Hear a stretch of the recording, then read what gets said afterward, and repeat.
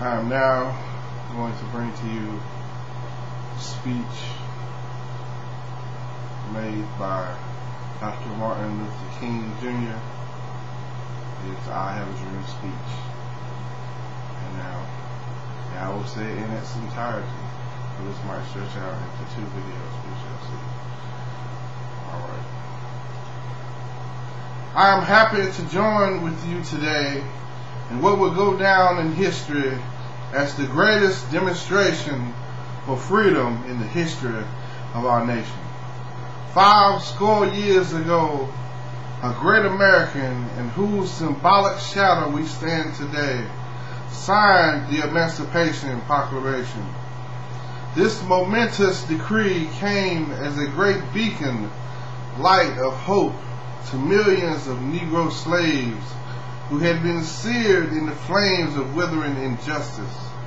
It came as a joyous daybreak to end the long night of their captivity.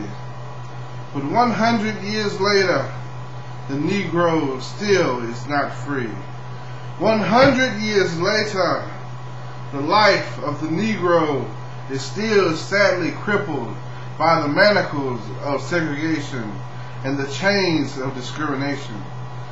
100 years later, the Negro lives on a lonely island of poverty in the midst of a vast ocean of material prosperity. 100 years later, the Negro is still languishing in the corners of American society and finds himself in exile in his own land. So we have come here today to dramatize a shameful condition. In a sense, we have come to our nation's capital to cash a check. When the architects of our republic wrote the magnificent words of the Constitution and the Declaration of Independence, they were signing a promissory note to which every American was to fall heir. This note was a promise that all men, yes, black men as well as white men, would be guaranteed the unalienable rights of life, liberty, and the pursuit of happiness. It is obvious today that America has defaulted on this promissory note insofar as her citizens of color are concerned. Instead of honoring these sacred obligations, America has given the Negro people a bad check.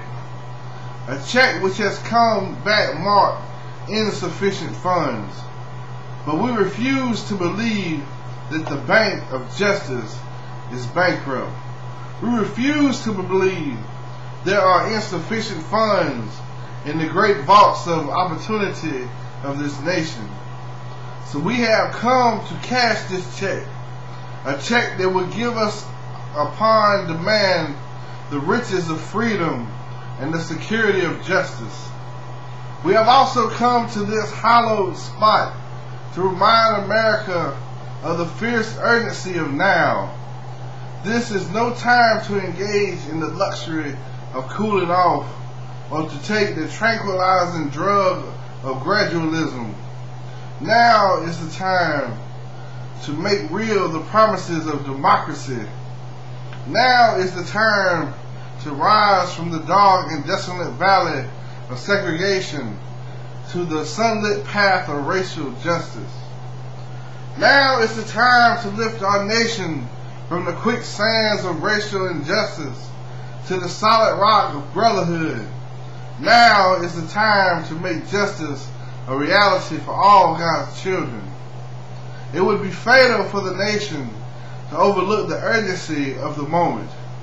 This sweltering summer of the Negro's legitimate discontent will not pass unless there is an invigorating autumn of freedom and equality.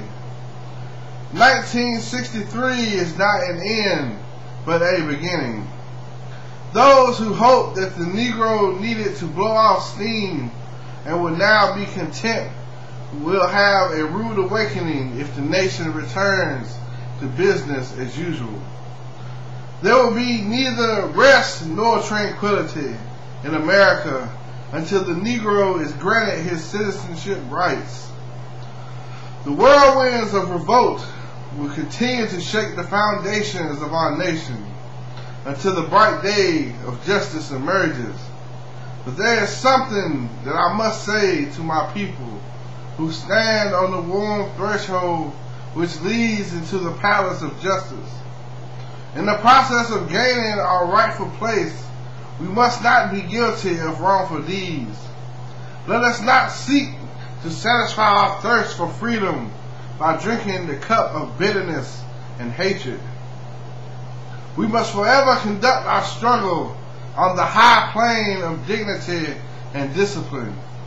We must not allow our creative protests to degrade into physical violence. Again and again, we must rise to the majestic heights of meeting physical force with soul force. The marvelous new militancy which has engulfed the Negro community must not lead to a distrust of all white people. For many of our white brothers, as evidenced by their presence here today, have come to realize that their destiny is tied up with our destiny. They have come to realize that their freedom is inextricably bound to our freedom. We cannot walk alone.